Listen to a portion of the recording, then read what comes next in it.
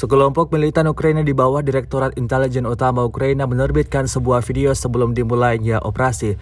Rekamannya dirilis di Telegram dan ramai beredar sejak Selasa 23 Mei 2023. Dalam rekaman tersebut memperlihatkan deretan kendaraan lapis baja Amerika Serikat yang siap menggempur pasukan Rusia di wilayah Belgorod.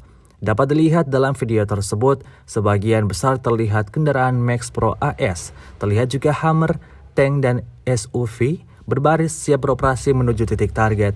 Tampak bendera Ukraina berkibar di atas tank-tank tersebut. Tentara Ukraina tampak bersorak, pertanda siap melakukan perlawanan. Hingga video ini beredar, beragam komentar dituliskan warganet.